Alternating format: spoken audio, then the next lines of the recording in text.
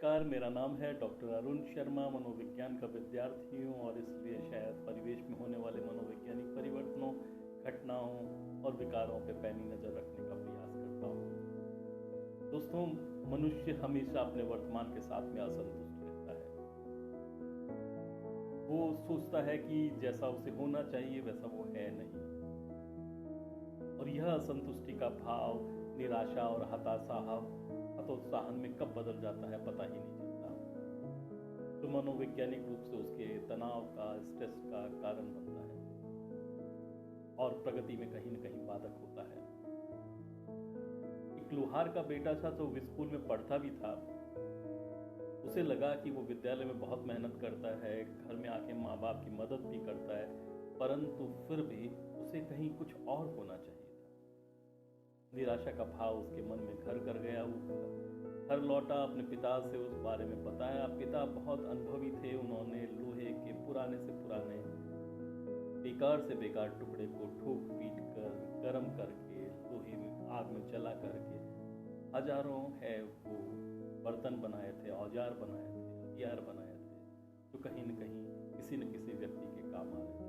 वो बात को समझ गए। उन्होंने बेटे को कहा कि अंदर स्टोर रूम के किनारे पर कोने में एक टुकड़ा पड़ा लोहे का, वो लेकर के आओ। बेटा जाता है और लोहे का टुकड़ा लेकर के आता, बिना कुछ समझे सीधा सीधा ला करके अपने पिता को पकड़ाता है। पिता पूछते हैं बेटे से कि बताओ इसकी कीमत क्या होगी। सोचता है कि आधा किलो का कीमत होगी, पुराना सा जंग लगा लोहा है, क्या होगी, मुश्किल से 10 रुपए। पिता सवाल को दोहराता है, अगर मैं इसकी छोटी छोटी कीलें बना लेता हूँ, हाँ 1 mm की, 2 mm की, 5 mm की, तो कितना कीमत होगी। फिर गणित दौड़ाता है। लोहार का बेटा था, दोनों बातें जानता था और सोच विचार के बोलता है, फिर भी क्या, मुश्किल से 200-300 रुपए। लोहार फिर दोबारा तीसरा सवाल डालता है और कहता है, अगर मैं इसे सांचे में ढाल करके और घड़ी की स्प्रिंग छोटी छोटी बना देता हूँ, जो हल्की भी होती है, तो कितनी कीमत की होगी। अब बेटे की आंखें चमक जाती है। सोचता है, गुणा भाग करता है और बताता है कि ये तो हजारों रुपए का हो जाएगा शायद।